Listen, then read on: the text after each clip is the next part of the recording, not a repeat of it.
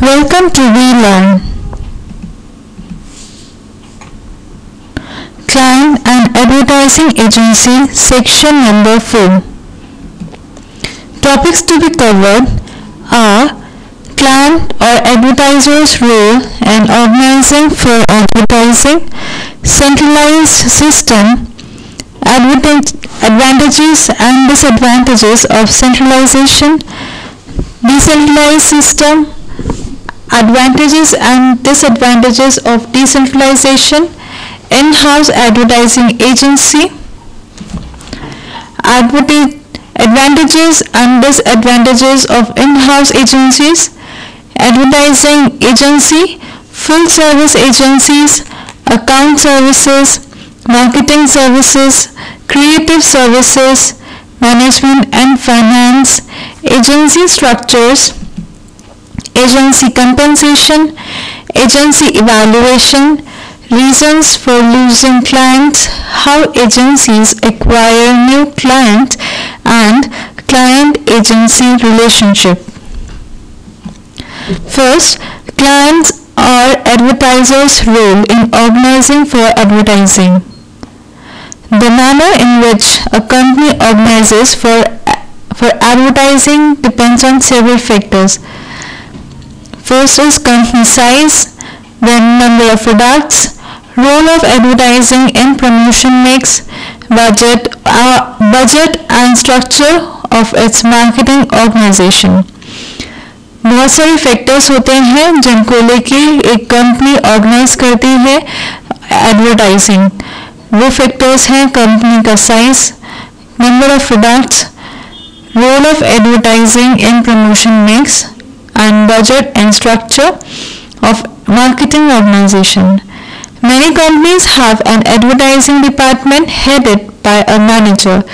Some large organizations form a separate in-house agency responsible for advertising and other promotion activities.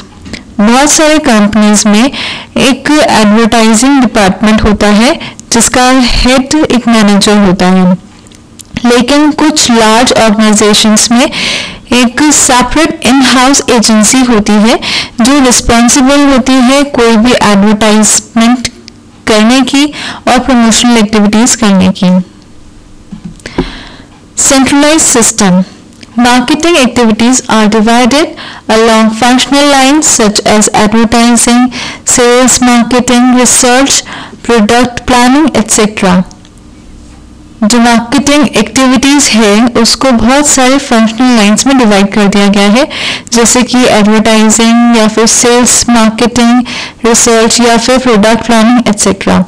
The advertising manager looks after all the promotional activities concerned with the company's products and services, including budgeting, creation ads and their production, media schedules and sales promotions, but excluding sales management.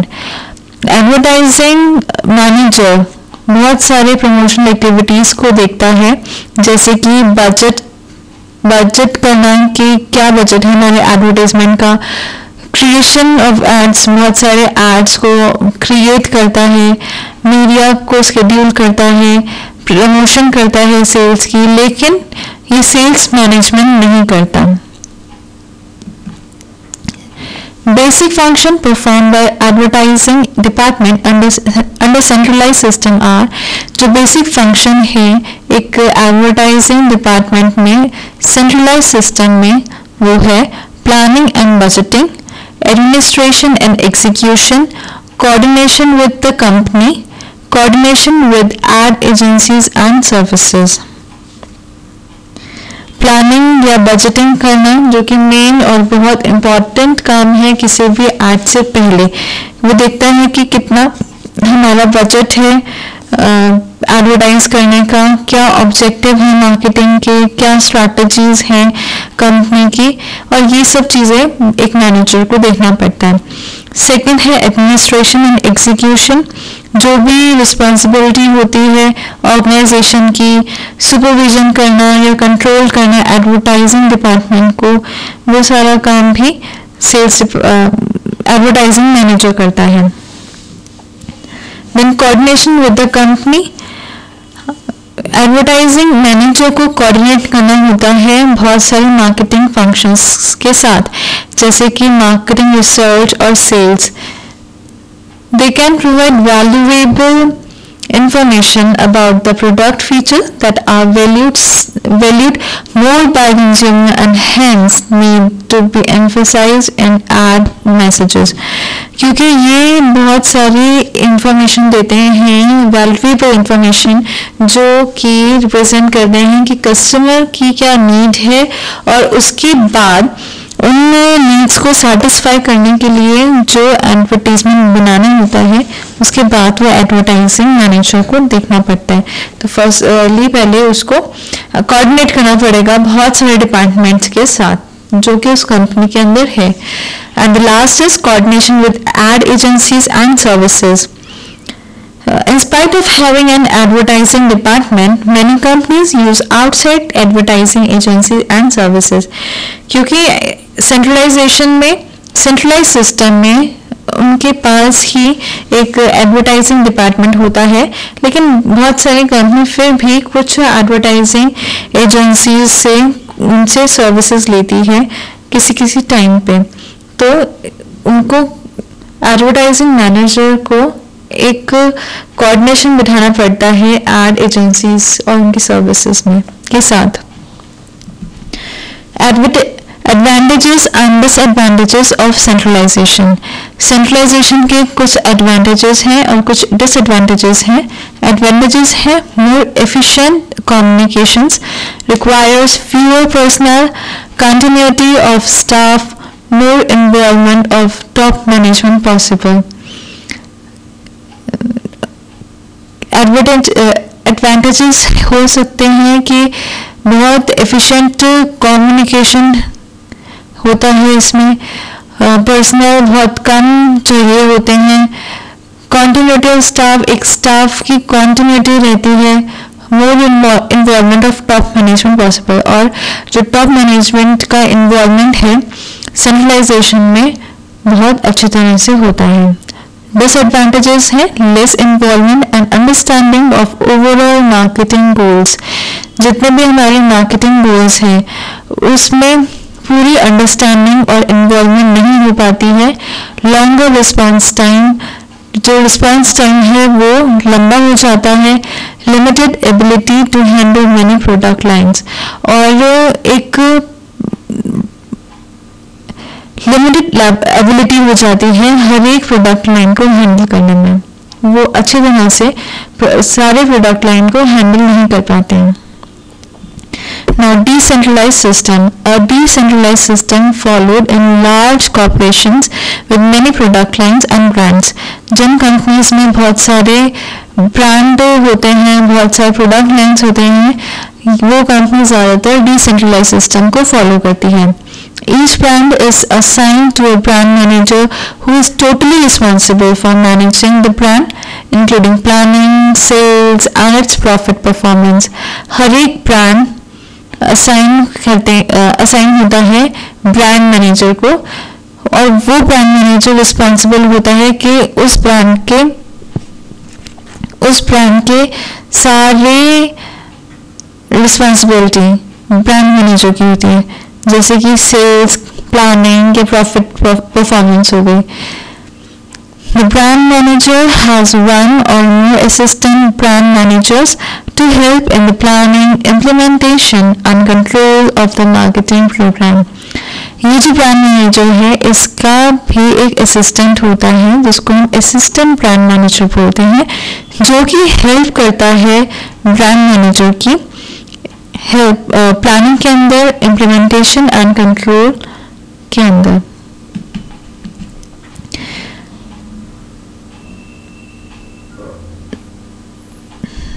Disadvantages in decentralized system.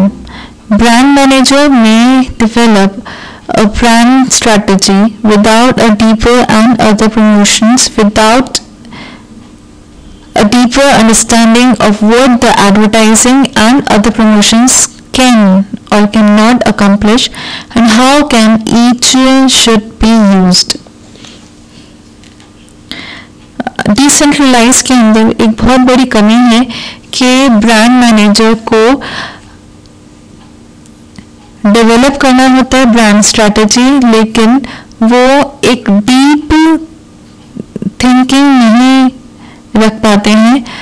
Without a deeper and other promotional and without a deeper understanding of what the advertising and other promotions can,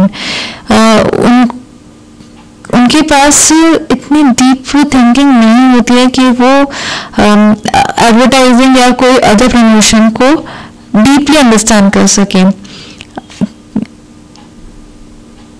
और पता लगा सके कि हर एक promotion activities कैसे use में आएगी. Now, advantages and disadvantages of decentralization. Advantages: concentrated individual managers' attention. एक मैनेजर की पूरी अटेंशन एक चीज पे होती है. Then rapid response to problems and emerging opportunities. जो प्रॉब्लम्स है उसका रैपिड रिस्पॉन्स होता है और अपॉर्चुनिटीज भी होती है. इंक्रीज फ्लेक्सिबिलिटी इंक्रीज होती है. डिसएडवांटेजेस है लेस इफेक्टिव डिसीजन मेकिंग. जो डिसीजन मेकिंग होता है वो बहुत कम इफेक्टिव होता है. अनहेल्दी इंटरनल कन्फ्लिक्ट्स बहुत होते रहते हैं जो कि अनहेल्दी होते हैं. Misallocation of funds and managers lack sufficient authority. In-house advertising agency. An in-house advertising agency is owned and operated by its one and only client, the advertiser. जो advertiser है वो एक in-house advertising agency को own करता है या operate करता है. Instead of a company outsourcing its advertising to an agency, its ad campaigns are mainly handled by its own in-house agency. एक कंपनी आउटसोर्स करें कोई एड के लिए किसी भी एजेंसी को, इससे अच्छा कंपनी क्या करती है कि एड कैंपेन्स के लिए एक इन-हाउस एजेंसी को ओन कर लेती है. Some advertising may still be directed to outside agencies. कुछ एडवर्टाइजिंग तब भी आउटसाइड एजेंसीज से डायरेक्ट होती है, यूजुअली ऑन अ पर project basis. Now, advantages and disadvantages of in-house agencies. Advantages है in-house agency के cost saving, more control on activities and cost, increased coordination. in-house agencies से cost की saving होती है, control ज़्यादा रहता है activities के ऊपर और कॉस्ट के ऊपर और कोऑर्डिनेशन इंक्रीज हो जाती है. डिसएडवांटेजेस क्या होता है? Less experience, less objectivity, less flexibility. In house agencies का एक डिसएडवांटेजेस है कि एक्सपीरियंस, ऑब्जेक्टिविटी और फ्लेक्सिबिलिटी तीनों ही कम होते हैं. And advertising agency or advert agency is a service business dedicated to creating, planning and handling advertising and sometimes other form of promotion for its clients. एक advertising agency और advert agency एक service provide करती है business को which dedicate to creating, planning and handling advertising. और कौन सी service provide करती है? एडवर्टाइज को क्रिएट करने का, प्लान करने का और हैंडल करने का. An ad agency is independent from the client and provides an outside point of view to the effort of selling the client's products or services. An agency can also handle overall marketing and branding strategies and sales promotion for its client. एक ad agency branding strategy और sales promotion भी handle करती है. Full service agencies. Full service agency is composed of various departments, each responsible for providing inputs needed for performing various functions to serve the client. Full service agency बनती है बहुत सारे departments को मिला के, जिसकी रिस्पॉन्सिबिलिटी होती है providing inputs needed for performing various functions. अपने क्लाइंट्स को इनपुट्स प्रोवाइड करना जिनकी उन्हें ज़रूरत है. Such an agency tend to have 5 functional areas, और ऐसी एजेंसी के 5 functional areas होते हैं. First is account management, second is creative, third is media and support service, fourth is finance and administration.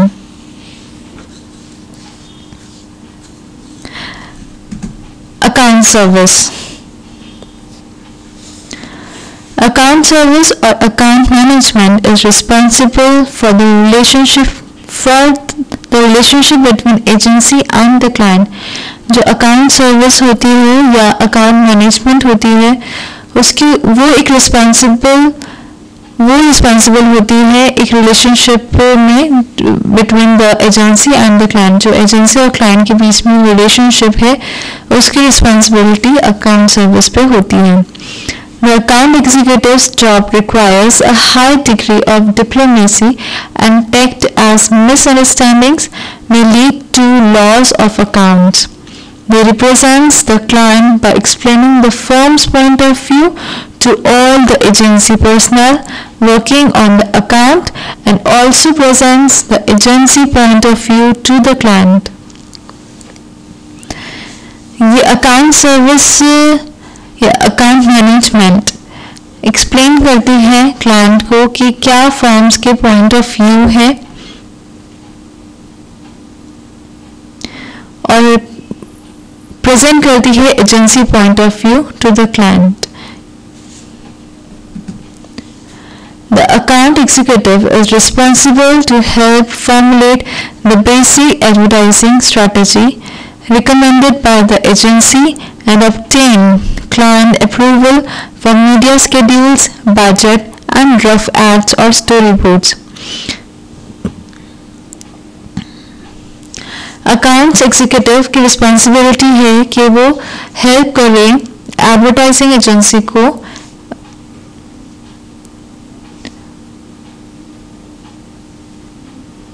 Accounts executive की responsibility है help करना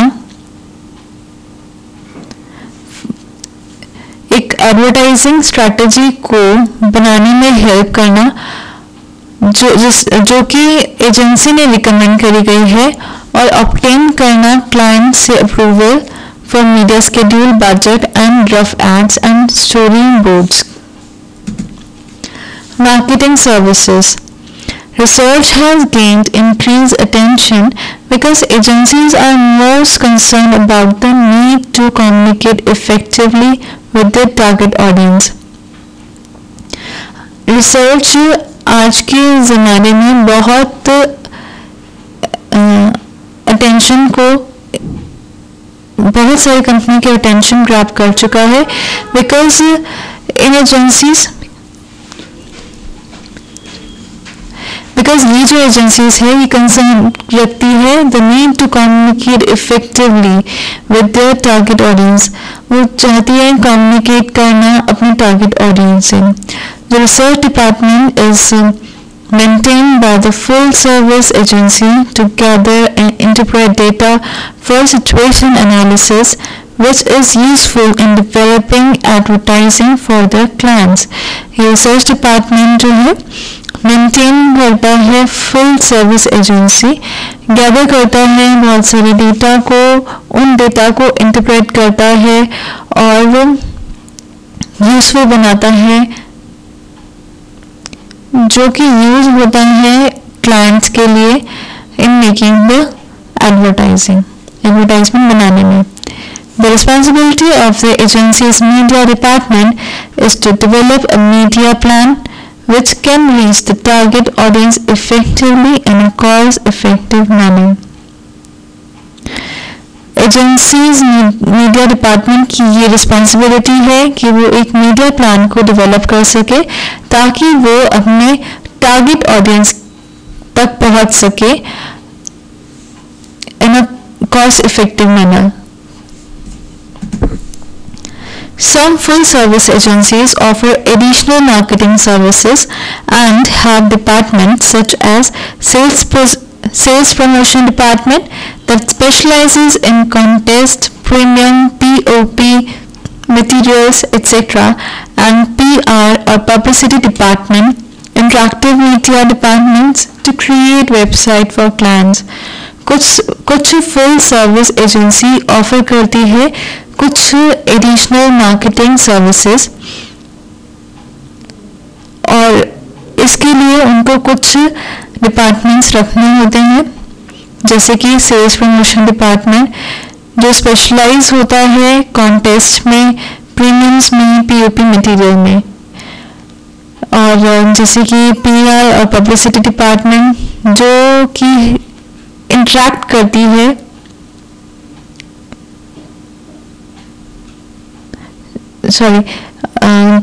PR और publicity department एक इंटरैक्टिव मीडिया डिपार्टमेंट जो create करता है वेबसाइट्स क्लाइंट्स के लिए. Creative services. The success of an agency depends on the creative service department to which is responsible for the creation and execution of the advertisements. The creative specialists are known as copywriters. जो creative specialist होते हैं उनको copywriters बोला जाता है. किसी भी agency की सक्सेस डिपेंड करती है क्रिएटिव सर्विस डिपार्टमेंट के ऊपर, जिसकी रिस्पॉन्सिबिलिटी होती है एडवर्टाइजमेंट को क्रिएट करना और उसको एग्जीक्यूट करना. और जो क्रिएटिव स्पेशलिस्ट होते हैं उनको कॉपीराइटर्स कहा जाता है. They are the one who conceive the ideas for the ads and write the headlines, subheads and body copy. ये डिपार्टमेंट आइडियाज कंसीव करते हैं एड्स के लिए, हेडलाइंस लिखते हैं, सब हेड्स देते हैं और बॉडी कॉपी भी बनाते हैं. They are also involved in determining the theme or basic appeal of the advertising campaign and prepare the rough layout of the print. ये थीम और बेसिक अपील भी बनाते हैं एडवर्टाइजिंग कैंपेन के लिए और प्रिपेयर करते हैं एक रफ लेआउट प्रिंट के लिए. Management and finance. An advertising agency is in the business of providing services and must be managed that way. एक एडवर्टाइजिंग एजेंसी बिजनेस होता है सर्विस प्रोवाइड करने का और उनको बहुत सारी चीज़ें मैनेज करनी होती है. There is an administrative head who takes charge of functions such as finance, accounting, human resources and office management. Administrative head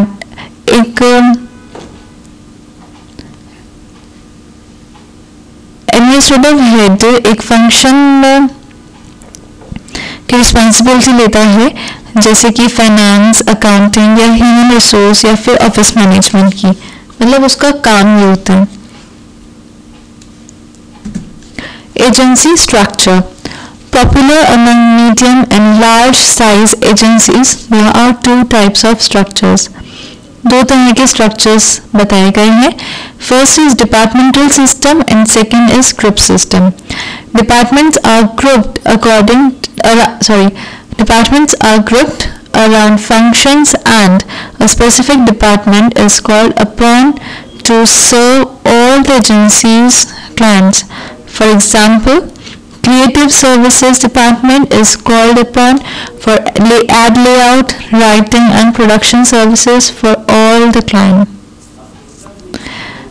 department system में बहुत सारे डिपार्टमेंट्स बना दिए जाते हैं according to the function.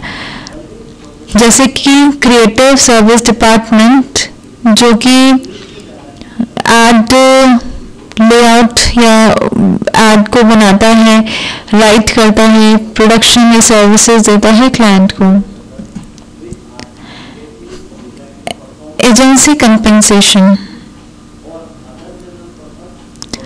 There are three methods used to compensate the agencies for their varied services. 3 methods बताए गए हैं agencies को compensation देने में। First is commission, second is negotiated fees, third is percentage changes.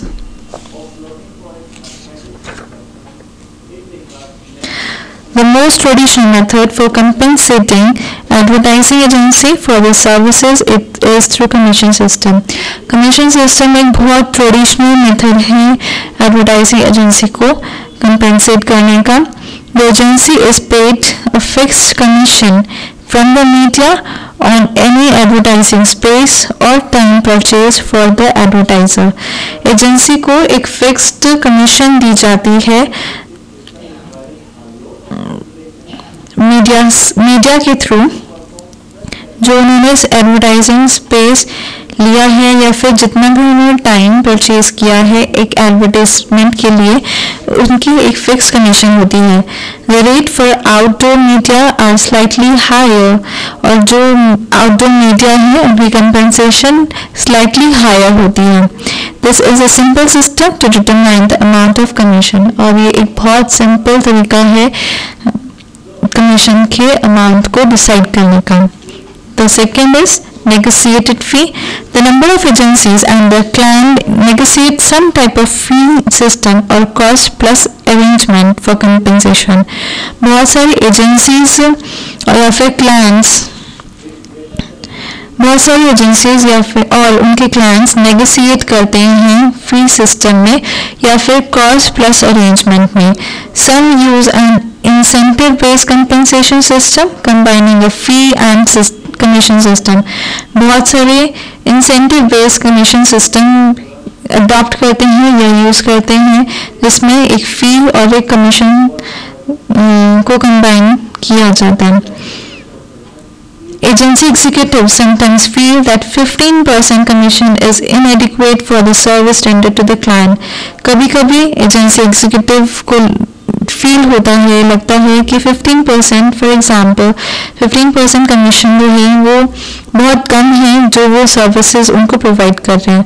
In an arrangement of fixed fee method an agency charged a fixed monthly fee based on the work being done. इसके लिए एक fixed fee method adopt किया जाता है, arrange किया जाता है। इसमें जो एजेंसी है चार्ज करती है एक fixed monthly fee को, जो कि बेस होता है वर्क डन, कितना काम किया उसके हिसाब से एक fixed monthly fee को चार्ज किया जाता है। This would apply to all the services provided and the agency passed on the client any media commissions earned. The next is percentage changes. When the agency purchases various services from outside providers, they do not allow the agency a commission and to cover up administrative costs and a reasonable profit for the agency's effort, a markup of percentage charges for such services is added to the bill.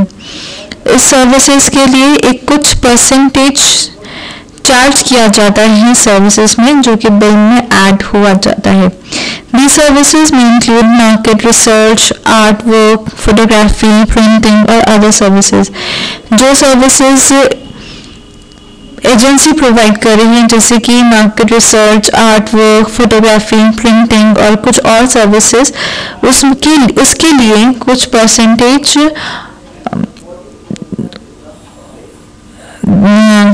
Percentage दिया जाता है agency को। Now, agency evaluation. The process of agency evaluation involves regular assessment of two aspects of performance are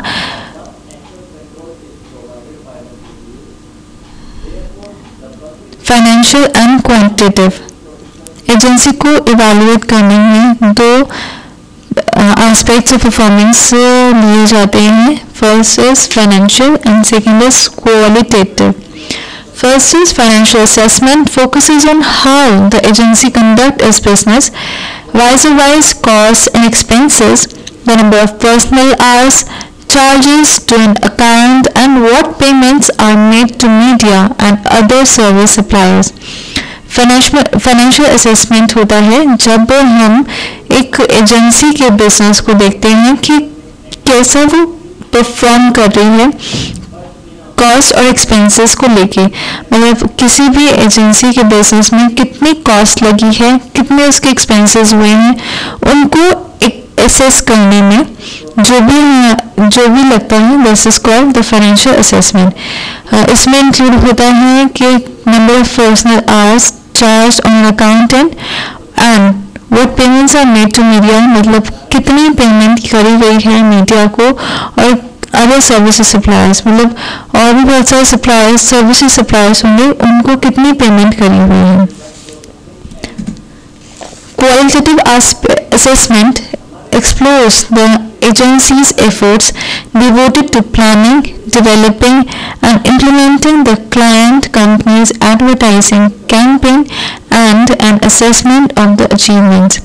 Qualitative assessment explore करता है कि agency का क्या effort है, कितना एफर्ट एजेंसी ने डिवोट किया है प्लानिंग के लिए, डेवलपिंग के लिए और इम्प्लीमेंट करने के लिए, एक एडवर्टाइजमेंट को इम्प्लीमेंट करने के लिए या एडवर्टाइजमेंट कैंपेन को चलाने में कितना कंपनी ने एफर्ट किया है, वो हमें क्वालिटेटिव असेसमेंट के थ्रू पता चलता है. Reasons for losing clients. कौन कौन से ऐसे रीजंस हैं जिसकी वजह से क्लाइंट्स हाथ से चले जाते हैं. First is clients' dissatisfaction with the agency's performance with regard to advertising quality of services. Clients dissatisfy अगर हो जाएंगे एजेंसी की परफॉर्मेंस से तो वो नहीं चाहेंगे कि हम इन एजेंसीज को अपना एडवर्टाइजमेंट दे बनाने को. एजेंसी का परफॉर्मेंस अच्छा नहीं है in regard of advertising quality of service, तो कोई भी क्लाइंट नहीं चाहेगा कि वहाँ पे मैं एक कॉन्ट्रैक्ट करूँ एडवर्टाइजमेंट के लिए. Now poor communication between the client and the agency personnel hinders a good working relationship. अगर क्लाइंट और एजेंसी के बीच में कोई पुअर कम्युनिकेशन हो गई तो वो एक गुड वर्किंग रिलेशनशिप को रखने में रुकावट पैदा करेगी. Personality clashes between the client and the agency personal. कोई भी क्लाइंट और एजेंसी पर्सनल की पर्सनालिटी क्लैश हो जाती है तो भी क्लाइंट एजेंसी को छोड़ के चला जाता है. Then after, unrealistic client demands which reduce the account's profitability for the agency.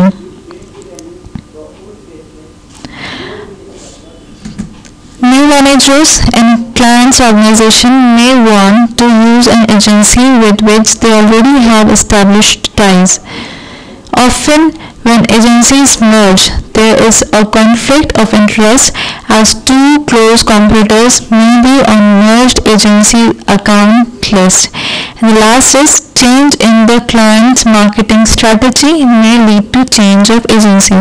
कोई भी marketing strategy change होती है clients की तरफ से तो obviously it may lead to the change in the agency. Now, when the company's sale decline, जब company की सेल डिक्लाइन होती है, the advertising agency is viewed as unsuitable and the agency is changed. तो advertising agency change हो जाती है क्योंकि वो अनसुटेबल हो जाती है. The client may insist upon adopting a compensation method to which the agency disagree. Compensation को लेकर भी अगर कोई एजेंसी डिसएग्री होती है तो भी क्लाइंट चला जाता है. When some companies or agencies outgrow in size, either may think the other unsuitable and serve the ties. How agencies acquire new clients? कैसे एजेंसी न्यू क्लाइंट्स को एक्वायर कर सकती है?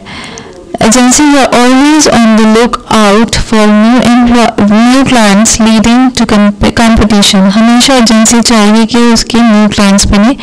कैसे? Referral, second is solicitation and third is presentation. Referrals. Agencies gain new clients as a result of recommendation of existing satisfied clients. अगर हमारे existing clients satisfy हैं और वो कोई रिकमेंडेशन करते हैं न्यू क्लाइंट्स को, उसके थ्रू भी हमारे बहुत सारे मतलब किसी एजेंसी के बहुत सारे क्लाइंट्स बन सकते हैं. Solicitations. This is a quite common method of gaining new clients by small agencies. The top man calls on prospects and seek accounts. Most large advertising agencies have a new business development group responsible to seek out and establish contact with new clients, make cold calls, write request letters, and follow up any leads. Third, presentations. The objective of the business development group is to create opportunities so that the agency receive invitation from the companies to make presentation. Through presentation, the agency may succeed in selling its services to the new client.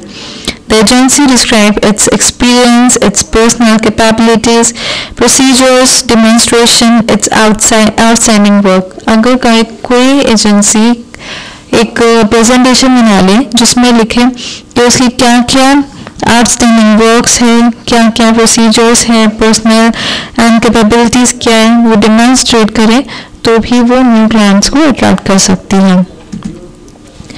Client agency relationship. कुछ principles हैं जो represent करते हैं कि कैसे relationship होना चाहिए. The following principles present the collective wisdom of client and agencies that help better relationships between them. मतलब कुछ प्रिंसिपल्स हैं जिससे कि जो रिलेशनशिप है क्लाइंट का और एजेंसी का वो और भी बेटर होता है.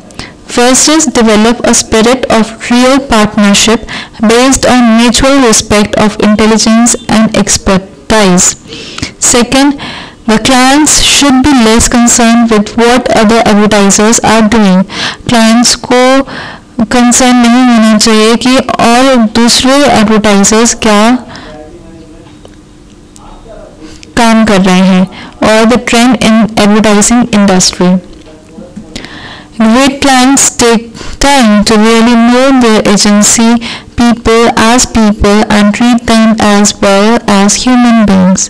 Outstanding clients encourage risk taking and experimentation and are willing to pay if experiments go wrong. Outstanding clients जो हैं वो encourage करते हैं एजेंसी को कि वो रिस्क लेके एक कुछ नया एक्सपेरिमेंट करे, और अगर कोई एक्सपेरिमेंट गलत हो भी जाता है तो वो क्लाइंट पे करने को तैयार है. Unless an accountant is profitable, it is less important to the agency and gets only as much attention. Great clients encourage and make the agency totally absorbed in the company's product, personnel and corporate culture. अच्छे clients से encourage करते हैं agency को कि वो आगे company के product को देखे, पर्सनल और कॉर्पोरेट कल्चर को अडॉप्ट करें. Great clients define or agree upon the precise purpose of advertising to help develop outstanding creative work. Great clients make the agency responsible for the advertising and delegate the authority it needs. Great clients जो हैं वो अपने agency को responsibility देते हैं advertising की, और जितनी भी इससे रिलेटेड अथॉरिटी है वो उनको डेलीगेट करते हैं. Great clients are honest in their praise and polite in their disapproval. Great clients honest होते हैं उनके प्रेस में और पोलाइट होते हैं उनके डिसअप्रूवल में. The agency must win the client's trust and give the best it can. और एजेंसी को चाहिए कि अपने क्लाइंट का ट्रस्ट जीत सके और अपने हिसाब से बेस्ट करके भी उनको. Do it yourself. What is the role and function of an agency's account executive? Second, what is an in-house agency? What are the advantages and limitations of having an in-house advertising arrangement? Thank you.